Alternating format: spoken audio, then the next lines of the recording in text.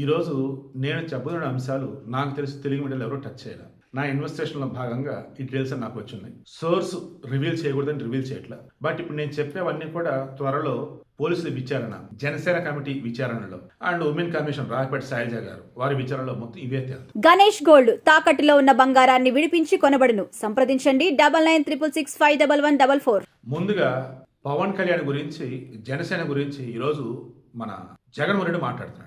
అసలు రాజకీయాలలో నిబద్ధత అనేది ఒకటి జగన్మోహన్ రెడ్డికి ఉందా, వైసీపీకి ఉందా?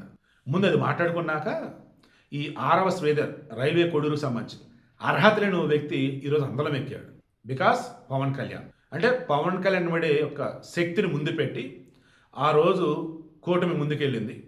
అఫ్ కోర్స్ చంద్రబాబు గారు మెయిన్, పవన్ కళ్యాణ్ గారు తర్వాత. బట్ ఓవరాల్ ఉన్నప్పుడు వీళ్ళిద్దరిని చూపెట్టేసి ఈజీగా కొంతమంది నెగ్గేశారు. ఆ నెగ్గిన వాళ్ళల్లో మ్యాక్సిమం చాలా వరకు వచ్చిన పదవికి తగ్గట్టుగా హుందాగా ఉంటూ ఉన్నారు. బట్ 6వ శ్రీధర్ అనబడే వ్యక్తి మాత్రం ఆ హుందాతనం లేకుండా అనలేకపోతున్నా మాటలు. ఎందుకంటే ఎమ్మెల్యే కాబట్టి, ప్రజాప్రతినిధి కాబట్టి, అండ్ జనసేన విప్పు కాబట్టి అనలేకపోతున్నా. వీలైతే ఫ్లోలోనో చివరిలోనో మాట్లాడుకుందాం. మరలా ముందే అయితే ఏమంటాడండి జగన్మోహన్ రెడ్డి? ఏమంటాడు? గవర్నమెంట్ ఎంప్లాయీకి ఫోన్ చేసి ఈ బెబ్బే చిచ్చి ఆ కాల్స్ ఏంటి, ఇదేంటి, అదేంటి ఇదేదో మాట్లాడుతున్న జగన్మోహన్ రెడ్డి. దాని కూడా స్క్రిప్ట్ కావాలి. ఒక ఆడపిల్లకి అన్యాయం జరిగింది, ఒక ఆడపిల్లని వేధించాడు అన్నప్పుడు అది గురించి కూడా నువ్వు చెప్పడానికి మీడియా ముందు స్క్రిప్ట్ చూసి చెప్తున్నావే. ఏమయ్యా అదయ్యా నువ్వు జగన్మోహన్ రెడ్డి, అది నువ్వు, అది తమరు ఏంటి నిబద్ధత కదా. ఇప్పుడు ఈ 6వ శ్రీధర్ అనే వ్యక్తికి సంబంధించి ఫస్ట్ న్యూస్ వచ్చి రాగానే పవన్ కళ్యాణ్ ఏమన్నాడు? పార్టీ వేరు, వ్యక్తిగత అంశాలు వేరు, మీ వ్యక్తిగత అంశాలను పార్టీకి రుద్దొద్దు, జాగ్రత్త ఉండని చెప్పేసి అలర్ట్ జారీ చేశాడు. ఆ తర్వాత ఆ అమ్మాయి మీడియాకి వచ్చింది, హైలైట్ అయింది, లాయర్ ఆజాద్ పక్కన కూర్చున్నాడు, మొత్తం మాట్లాడారు. దానికి ముందే పవన్ కళ్యాణ్ జనసేన నుంచి నిజ నిర్ధారణ కమిటీ అన్నట్టుగా 3 సభ్యులతో కమిటీ వేసేసి విచారణ జరిపి శ్రీధర్ అసలు ఎవరు, ఏంటి, ఏం చేస్తున్నాడు, ఏంటి మొత్తం డీటెయిల్స్ ఇవ్వమని చెప్పేసి అడుగున్నారు. ఈలోపు కూటమి ప్రభుత్వంలో భాగమే కదా, ఒకప్పుడు వాసిరెడ్డి పద్మ అని చెప్పేసి ఒక ఆమె ఉండే మహిళా కమిషన్ చైర్పర్సన్ అన్నట్టుగా వైసీపీ హయాంలో. మహిళా కమిషన్ అంటే ఇట్స్ ఇండిపెండెంట్ బాడీ అన్నట్టు. No we belongs to YCP అన్నట్టుగా ఆమె ఏకంగా టీవీ చర్చలో పాల్గొనేది, బయట మీడియా ముందు మాట్లాడింది. ఈరోజు రాయపేట శైలజ గారు అలా లేరే. ఇష్యూ తెలియగానే మేము చర్యలు తీసుకుంటాం, ఆ అమ్మాయికి న్యాయం చేస్తాం, అండగా ఉంటామని అన్నారు. వాళ్ళు యాక్షన్ తీసుకుంటున్నారు. సో ఈ మూమెంట్లో పవన్ కళ్యాణ్ చేయగలిగింది ఏంటిదండి? ఏంటిది? నిజ నిర్ధారణ కమిటీ కానీ, మహిళా కమిషన్ రిపోర్ట్ కానీ ఇవన్నీ బయటకు వస్తే అప్పుడు ఈ 6వ శ్రీధర్ అనే వ్యక్తిని సస్పెండ్ చేయాలా, అండ్ మన స్పీకర్ గారికి చెప్పి అనర్హత వేటు వేయాలా, ఏంటంటే వాళ్ళు ఆలోచిస్తారు. అప్పుడు అసలు మీన్ వైల్ వాళ్ళ డ్యూటీ వాళ్ళు సక్రమంగా చేస్తే కూడా అస్సలు పట్టించుకోవట్లేదు. వీళ్ళంతే ఇలా బతికిద్దరు మాట్లాడుతున్నాడే. సుకన్య అంతేనా, ఇంకేం లేదా అంటూ హడావుడి చేశాడు అంబటి రాంబాబు. ఆయనకు నువ్వు మంత్రి పదవి ఇచ్చావే, గంట అరగంట అవంతి శ్రీనివాస ఎవరు? మరలా చెప్తున్నా, వీళ్ళవి ఫేక్ కాల్సా, ఒరిజినల్ కాల్సా, దానికి సంబంధించిన క్లారిటీ ఇప్పటికీ నాకు తెలిసి వచ్చినట్లేదు ఎవరు కూడా. సరే వాళ్ళు ఏ తప్పు చేయలేదు అనుకుందాం, ఎందుకంటే ఎవరు వచ్చి కేసులు పెట్టలేదు కదా. అలా అనుకున్నా కానీ వాళ్ళ మీద వచ్చిన ఎలిగేషన్స్ ఎటువంటివండి అసలు? సరే వీళ్ళిద్దరు ఏ తప్పు చేయలేదండి, పాపం మంచోళ్ళు, ఫోన్ లేదా మాట్లాడారు, ఎవరో మార్ఫింగ్ చేశారు, పక్కన పెడదాం. గోరంట్ల మాధవ్ ఏందా దరిద్రం అసలు?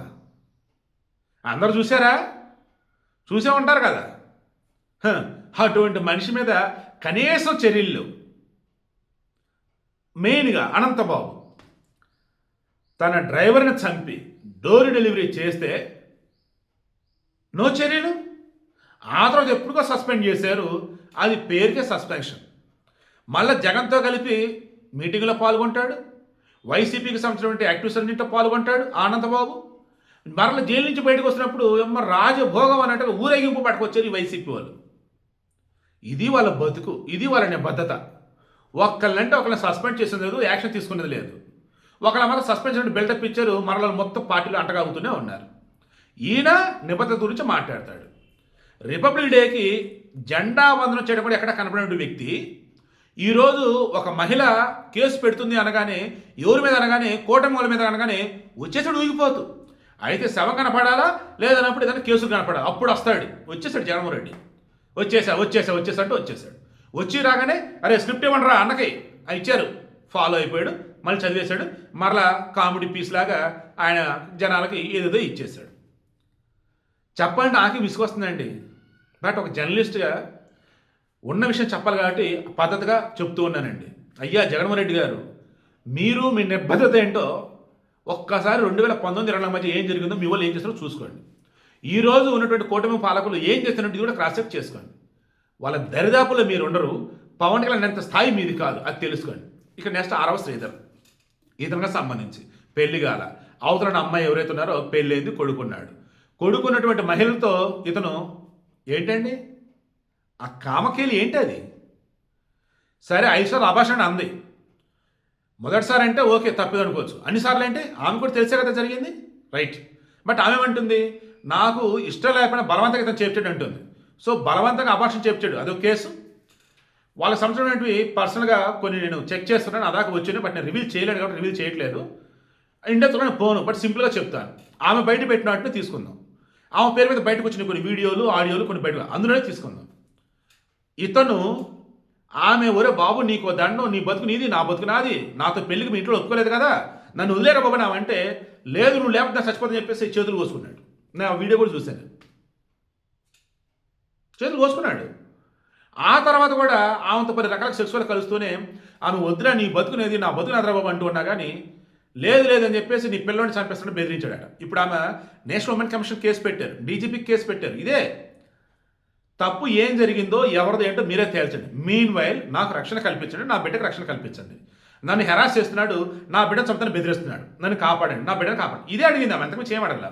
ఇక ఈమె సంస్థ కూడా క్రాస్ చెక్ చేసుకుంటూ ఉంటే విడాకులు కాకుండానే ఇంకొకరితో ఎందుకు ఇంత ఇదిగా ఉంది క్లోజ్గా, అండ్ ఒక బెడ్ ఉండి కూడా అవతడితో ఎందుకు ఇంత ఇదిగా ఉంది, అండ్ డబ్బులు డిమాండ్ చేసింది అంటున్నారు. ఆ వాయిస్ నాదో కాదని ఆమె డౌట్ఫుల్గా అంటుంది. బట్ క్రాస్ చెక్ చేస్తే ఎవరో ఏంటో తెలిసింది. బట్ ఈమె డబ్బులు డిమాండ్ చేసిందంటే అంత సీన్ లేదు ఇక్కడ. 6వ శ్రీధర్ పడే వ్యక్తి మేబీ ఈమంటుంది నా డబ్బులు తీసుకున్నాడు బాబు ఆయన అంటుంది. అది కూడా నిజమే ఉండొచ్చు, ఎందుకంటే ఫైనాన్షియల్ చాలా పూర్. ఇతను ఎస్సీ కమ్యూనిటీ, ఇతను వాళ్ళ ఊరు ముక్కమెట్లపారం సమ్మేదో ఉండే, అక్కడ వచ్చేసి ఆ ఊరికి సర్పంచి వైసీపీ తరపున ఈ Ramananda Reddy some person railway కూడా ఇప్పుడు ఇన్ఛార్జ్ ఉన్న టీడీపీ సంబంధించి అతను కూడా వైసీపీనే. అతను టీడీపీలోకి వచ్చాడు మన 2024 ఎన్నికల ముందు. ఇక అతను ఏం చేశాడు, అతని తరఫున ఒక అభ్యర్థి ఉంటే బాగుంటుంది అన్నట్టుగా ఒప్పించి టీడీపీని ఒప్పించి జనసేనను ఒప్పించి బీజేపీని ఒప్పించి ఈ 6వ శ్రీధర్ని పోటీ చేయించాడు.